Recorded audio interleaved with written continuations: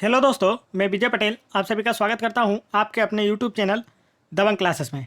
दोस्तों, आज हम पढ़ने वाले हैं एमपी पुलिस एग्ज़ाम 2017 में 28 अगस्त 2017 की शिफ्ट 1 में पूछे गए जीके, जीएस और साइंस के प्रश्न, जो कि आने वाली एग्ज़ाम एमपी पुलिस 2021 की दृष्टि से बहुत इंपॉर्टेंट है। तो चलिए शुरू करते हैं।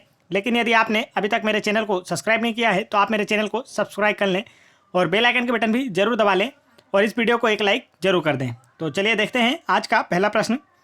आज का पहला प्रश्न है, निम्न में से कौन सा शहर भारत के किसी प्रदेश की राजधानी नहीं है? पूछा गया आपसे, निम्न में से कौन सा शहर भारत के किसी प्रदेश की राजधानी नहीं है? पहला ऑप्शन है इलाहाबाद, दूसरा ऑप्शन है रांची, तीसरा ऑप्शन है रायपुर और चौथा ऑप्शन है देहरादून। तो इसका राइट आंसर है ऑप्शन नंबर 1 इलाहाबाद। इलाहाबाद भारत के किसी भी राज्य की राजधानी नहीं है। इलाहाबाद उत्तर प्रदेश राज्य का एक शहर है। वर्तमान में इलाहाबाद का नाम बदलकर प्रयागराज कर दिया गया है और उत्तर प्रदेश की राजधानी है लखनऊ। उत्तर प्रदेश के सीएम है योगी आदित्यनाथ और उत्तर प्रदेश की गवर्नर है आनंदीबेन पटेल। चलिए आगे बढ़ते हैं अगले प्रश्न की ओर। अगला प्रश्न है हमारा प्रश्न क्रमांक 2, निम्नलिखित में से किस कला के प्रकार है? यहाँ पर बोमलट्टम दिया है दोस्तों, यह किस प्रकार के कला के उदाहरण है आपसे यह पूछा गया है। पहला ऑप्शन है लोक नृत्य, दूसरा ऑप्शन है लोक रंगशाला, तीसरा ऑप्शन है लोक कथाएं और चौथा ऑप्शन है कठपुतली तमाशा। तो इसमें बोमलट्टन एक प्रकार का कठपुतली तमाशा है और कठपुतली का खेल राजस्थान राज्य से संबंधित है। राजस्थान राज्य की राजधानी है जयपुर। राजस्थान के सीएम हैं अशोक गहलोत और राजस्थान के गवर्नर हैं कलराज मिश्र। चलिए आगे बढ़ते हैं अगले प्रश्न की ओर। अगला प्रश्न हमारा प्रश्न क्रमांक 3, आर्य समाज की स्थापना कब हुई थी? पूछा गया आपसे, आर्य समाज की स्थापना कब हुई थी? पहला ऑप्शन है 1875 में, दूसरा ऑप्शन है 1881 में, तीसरा ऑप्शन है 1872 में और चौथा ऑप्शन है 1880 में। तो इसका राइट आंसर है ऑप्शन नंबर 1 1875 में। आर्य समाज की स्थापना 1875 में स्वामी दयानंद सरस्वती जी के द्वारा की गई थी। आगे बढ़ते हैं अगले प्रश्न की ओर। अगला प्रश्न है हमारा प्रश्न क्रमांक 4, भारत का सबसे बड़ा संग्रहालय कहाँ स्थित है? पूछा गया आपसे, भारत का सबसे बड़ा संग्रहालय कहाँ स्थित है? पहला ऑप्शन है कोलकाता, दूसरा ऑप्शन है चेन्नई, तीसरा ऑप्शन है बेंगलुरु और चौथा ऑप्शन है दिल्ली। तो इसका राइट आंसर है ऑप्शन नंबर 1 कोलकाता में। भारत का सबसे बड़ा संग्रहालय कोलकाता में स्थित है। कोलकाता पश्चिम बंगाल राज्य की राजधानी है। पश्चिम बंगाल की सीएम है ममता बनर्जी और पश्चिम बंगाल के गवर्नर हैं जगदीप धनखड़। आगे चलते हैं नेक्स्ट क्वेश्चन की ओर। अगला प्रश्न है हमारा प्रश्न क्रमांक 5, 1977-78 के दौरान मध्य प्रदेश के मुख्यमंत्री एवं भाजपा के सदस्य थे। 4 ऑप्शन दिए गए आपको और पूछा गया है 1977-78 के दौरान मध्य प्रदेश के मुख्यमंत्री कौन थे जो कि भाजपा के सदस्य थे? तो इसका राइट आंसर है ऑप्शन नंबर 3 कैलाश चंद्र जोशी। कैलाश चंद्र जोशी 1977-78 के दौरान मध्य प्रदेश के मुख्यमंत्री थे और वर्तमान में मध्य प्रदेश के मुख्यमंत्री हैं शिवराज सिंह चौहान और गवर्नर हैं आनंदीबेन पटेल। आगे चलते हैं अगले प्रश्न की ओर। अगला प्रश्न है हमारा प्रश्न क्रमांक 6, मध्य प्रदेश के किस जिले में गन कैरिज कारखाना स्थित है? पूछा गया आपसे, मध्य प्रदेश के किस जिले में गन कैरिज कारखाना स्थित है? पहला ऑप्शन है बड़वानी, दूसरा ऑप्शन है जबलपुर, तीसरा ऑप्शन है भोपाल। तो इसका राइट आंसर है ऑप्शन नंबर 3 जबलपुर। मध्य प्रदेश के जबलपुर में गन कैरिज कारखाना स्थित है और जबलपुर मध्य प्रदेश का सर्वाधिक शिक्षित जिला है। आगे चलते हैं अगले प्रश्न की ओर। अगला प्रश्न है हमारा प्रश्न क्रमांक 7, मंगलयान का प्रक्षेपण किस केंद्र से हुआ था? 4 ऑप्शन दिए गए आपको और आपको बताना है इनमें से किस प्रक्षेपण केंद्र के द्वारा मंगलयान का प्रक्षेपण हुआ था। तो इसका राइट आंसर है ऑप्शन नंबर 3 सतीश धवन अंतरिक्ष केंद्र श्रीहरिकोटा से मंगलयान को प्रक्षेपित किया गया था और मंगलयान को 5 नवंबर 2013 को प्रक्षेपित किया गया था और इसे इसरो के द्वारा प्रक्षेपित किया गया था। तो इसरो का नाम आपको फुल फॉर्म पता होना चाहिए, इंडियन स्पेस रिसर्च ऑर्गेनाइजेशन। आगे बढ़ते हैं दोस्तों अगले प्रश्न की ओर। अगला प्रश्न हमारा प्रश्न क्रमांक 8, लोकसभा के वर्तमान अध्यक्ष कौन है? पूछा गया आपसे, लोकसभा के वर्तमान अध्यक्ष कौन है? तो वर्तमान 2021 में लोकसभा के अध्यक्ष हैं ओम बिरला जो कि राजस्थान राज्य से हैं। आगे बढ़ते हैं अगले प्रश्न की ओर। अगला प्रश्न है हमारा प्रश्न क्रमांक 9, किसने मूल शिक्षा योजना वर्धा को प्रस्तावित किया था? पूछा गया आपसे, किसने मूल शिक्षा योजना वर्धा को प्रस्तावित किया था? पहला ऑप्शन है एस.एन. बनर्जी, दूसरा ऑप्शन है विनोबा भावे, तीसरा ऑप्शन है महात्मा गांधी, चौथा ऑप्शन है लाला लाजपत राय। तो इसका राइट आंसर है ऑप्शन नंबर 3 महात्मा गांधी। महात्मा गांधी जी ने मूल शिक्षा योजना वर्धा को प्रस्तावित किया था और प्रत्येक वर्ष 2 अक्टूबर को गांधी जयंती मनाई जाती है और यह एक राष्ट्रीय त्यौहार है। आगे चलते हैं अगले प्रश्न की ओर। अगला प्रश्न है हमारा प्रश्न क्रमांक 10।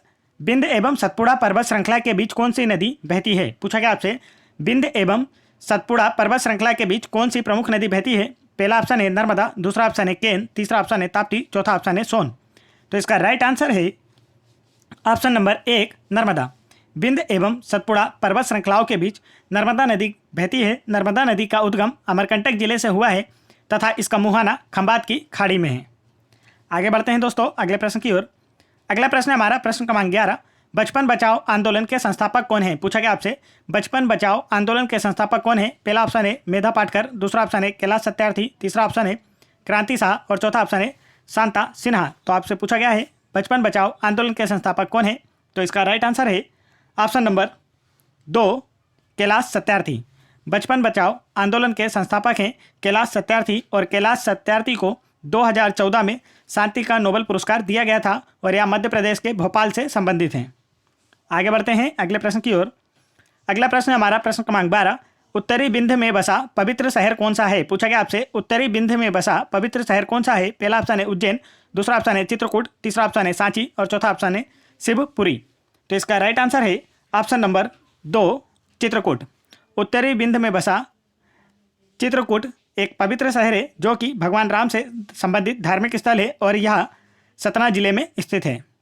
आगे चलते हैं अगले प्रश्न की ओर। अगला प्रश्न है हमारा प्रश्न क्रमांक 13।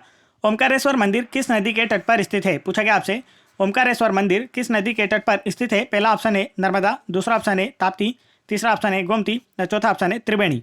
तो इसका राइट आंसर है ऑप्शन नंबर 1 नर्मदा नदी के तट पर।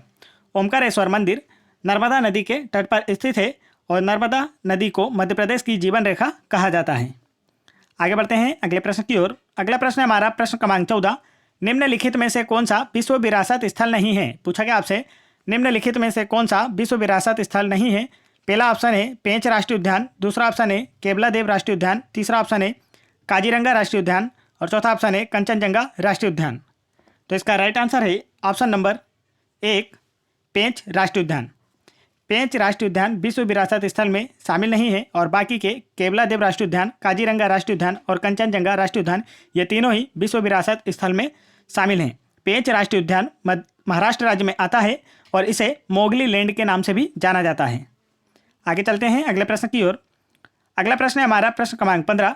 नीति आयोग द्वारा निम्नलिखित प्रदेशों में से किस प्रदेश को किसानों के लिए सर्वाधिक अनुकूल प्रदेश का दर्जा दिया गया है? पूछा गया आपसे नीति आयोग द्वारा निम्नलिखित प्रदेशों में से किस प्रदेश को किसानों के लिए सर्वाधिक अनुकूल प्रदेश का दर्जा दिया गया है? पहला ऑप्शन है राजस्थान, दूसरा ऑप्शन है मध्य प्रदेश, तीसरा ऑप्शन है महाराष्ट्र और चौथा ऑप्शन है पंजाब। तो इसका राइट आंसर है ऑप्शन नंबर 3 महाराष्ट्र। नीति आयोग द्वारा 2017 में महाराष्ट्र राज्य को किसानों के लिए सर्वाधिक अनुकूल प्रदेश का दर्जा दिया गया था। महाराष्ट्र की राजधानी है मुंबई। महाराष्ट्र के वर्तमान में सीएम है उद्धव ठाकरे और महाराष्ट्र के वर्तमान गवर्नर हैं भगत सिंह कोश्यारी। चलिए आगे बढ़ते हैं अगले प्रश्न की ओर। अगला प्रश्न है हमारा प्रश्न क्रमांक 16। काकरापारा परमाणु शक्ति केंद्र कहाँ स्थित है? पूछा गया आपसे काकरापारा परमाणु शक्ति केंद्र कहाँ स्थित है? पहला ऑप्शन है तमिलनाडु, दूसरा ऑप्शन है गुजरात, तीसरा ऑप्शन है मध्य प्रदेश और चौथा ऑप्शन है उत्तराखंड। तो इसका राइट आंसर है ऑप्शन नंबर 2 गुजरात। काकरापारा परमाणु शक्ति केंद्र गुजरात राज्य में स्थित है। गुजरात की राजधानी है गांधीनगर। गुजरात के सीएम है विजय रूपाणी और गुजरात के गवर्नर हैं आचार्य देवव्रत।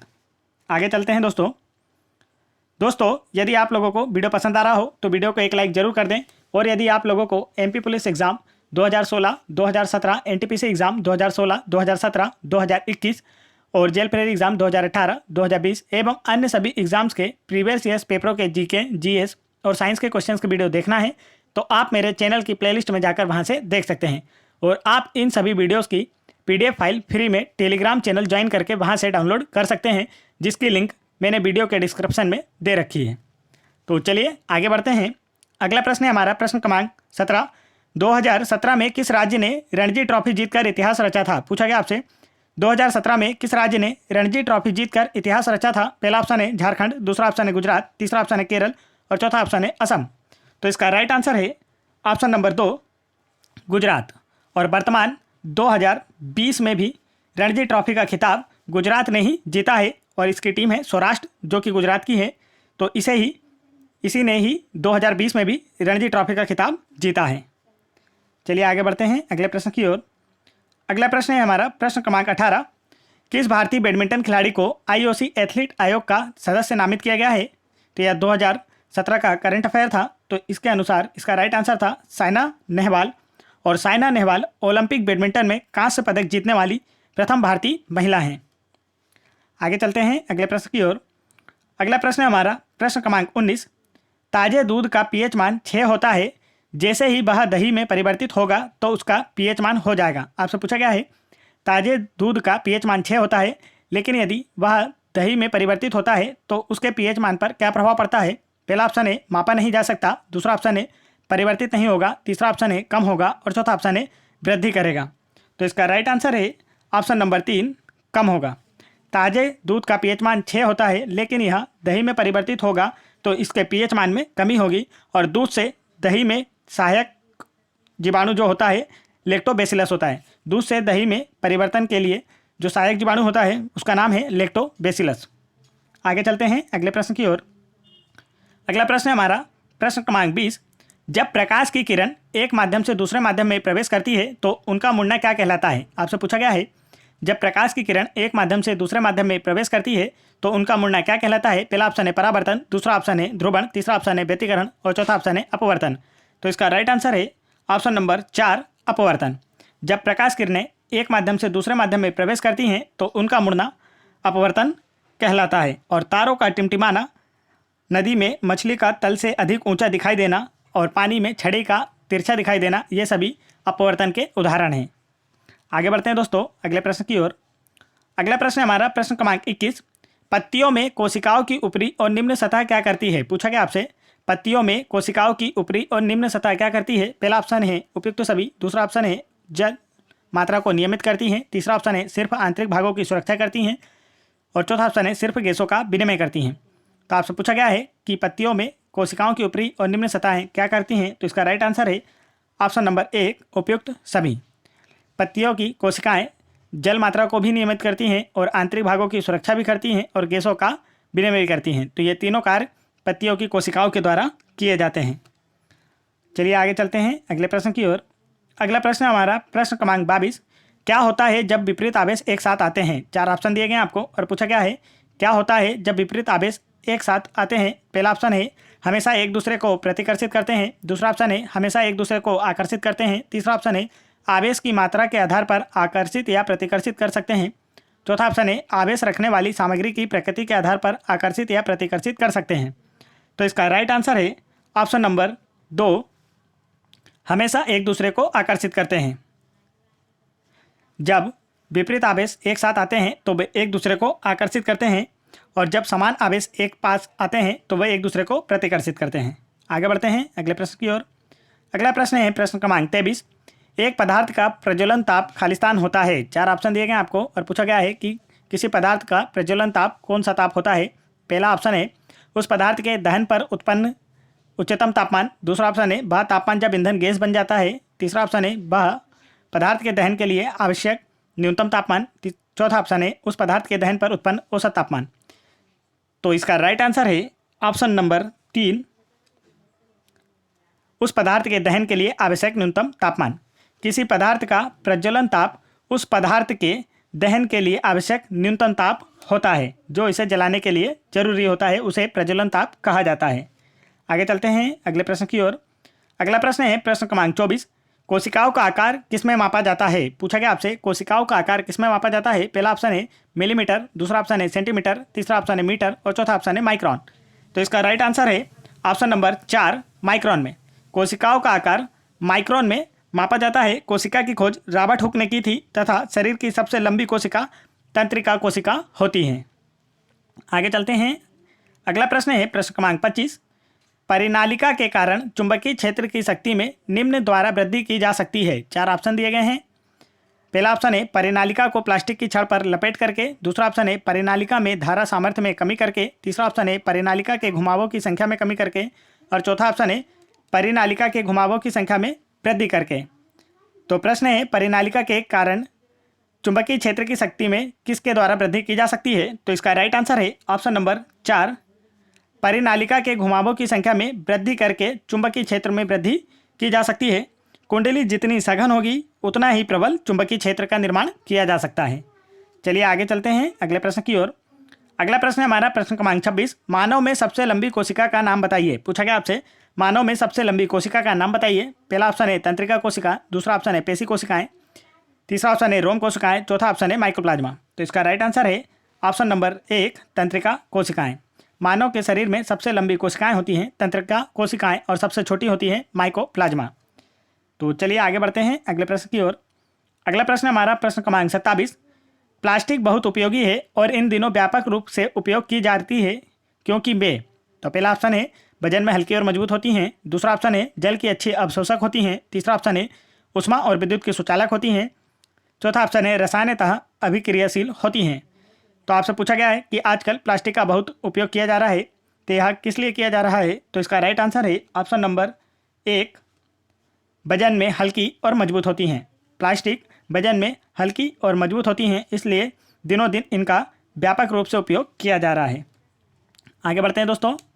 अगला प्रश्न है प्रश्न क्रमांक 28। हमारे देश में वनों के व्यापक भूभाग खाली कर दिए गए और पौधों की एक प्रजाति की खेती की गई है। यह अभ्यास किसे प्रेरित करता है। पहला ऑप्शन है क्षेत्र में एकल कृषि, दूसरा ऑप्शन है क्षेत्र में प्राकृतिक पारिस्थितिकी तंत्र का संरक्षण, तीसरा ऑप्शन है क्षेत्र में जैव विविधता और चौथा ऑप्शन है प्राकृतिक वन का विकास। तो इसका राइट आंसर है ऑप्शन नंबर 1 क्षेत्र में एकल कृषि। हमारे देश में वनों के व्यापक भूभाग खाली कर दिए गए हैं और पौधों की एक ही प्रजाति की खेती की जा रही है, तो यह अभ्यास क्षेत्र में एकल कृषि को प्रेरित करता है। आगे बढ़ते हैं अगले प्रश्न की ओर। अगला प्रश्न है हमारा प्रश्न क्रमांक 29। संरचनाएं जो शरीर में गैसों के विनिमय के पृष्ठीय क्षेत्रफल को बढ़ाती हैं क्या है। आपसे पूछा गया है। पहला ऑप्शन है श्वसनिकाएं, दूसरा ऑप्शन है कुपिका और तीसरा ऑप्शन है फुफ्फुस और चौथा ऑप्शन है श्वास नली। तो इसका राइट आंसर है ऑप्शन नंबर 2 इसका आंसर है ऑप्शन नंबर 2 कुपिका। संरचनाएं जो शरीर में गैसों के विनिमय के पृष्ठीय क्षेत्रफल को बढ़ाती हैं कुपिका या एल्वियोली कहलाती हैं। चलिए आगे चलते हैं अगले प्रश्न की ओर। अगला प्रश्न हमारा प्रश्न क्रमांक 30। पद अर्धपारगम्य झिल्ली किसके लिए उपयोग किया जाता है। आपसे पूछा गया है कि अर्धपारगम्य झिल्ली पद का उपयोग किसके लिए किया जाता है। पहला ऑप्शन है कोशिका भित्ति, दूसरा ऑप्शन है कोशिका झिल्ली, तीसरा ऑप्शन है माइटोकॉन्ड्रिया और चौथा ऑप्शन है लाइसोसोम। तो इसका राइट आंसर है ऑप्शन नंबर 2 कोशिका झिल्ली के लिए। कोशिका झिल्ली अर्धपारगम्य झिल्ली होती है। आगे चलते हैं। नेक्स्ट क्वेश्चन है क्वेश्चन नंबर 31। घर्षण के संदर्भ में निम्नलिखित में से कौन सा कथन गलत है। आपसे पूछा गया है घर्षण के संदर्भ में निम्नलिखित में से कौन सा कथन गलत है। पहला ऑप्शन है यह सतहों पर अनियमितताओं के अंतःबंधन के कारण होता है, दूसरा ऑप्शन है यह सतहों के बीच आसंजन बल के कारण होता है, तीसरा ऑप्शन है यह एक आवश्यक अनिष्ट है और चौथा ऑप्शन है यह ऊर्जा का अपव्यय नहीं करता है। तो इसमें आपको बताना है कि घर्षण से संबंधित कौन सा कथन गलत है। तो इसका राइट आंसर है ऑप्शन नंबर 4 यह ऊर्जा का अपव्यय नहीं करता है। घर्षण से ऊष्मा की हानि होती है और यह इसी कारण से मशीनों के कलपुर्जे घिस जाते हैं, तो यह उसका गलत उदाहरण है। चलिए आगे चलते हैं दोस्तों। यदि आप लोगों को वीडियो पसंद आया हो तो वीडियो को एक लाइक जरूर करें और मेरे चैनल को भी जरूर सब्सक्राइब कर लें और बेल आइकन के बटन जरूर दबा लें ताकि ऐसे इंपॉर्टेंट एजुकेशनल वीडियो के नोटिफिकेशन आप तक आसानी से पहुंच सकें और इस वीडियो को अपने दोस्तों में भी जरूर शेयर करें। जय हिंद दोस्तों।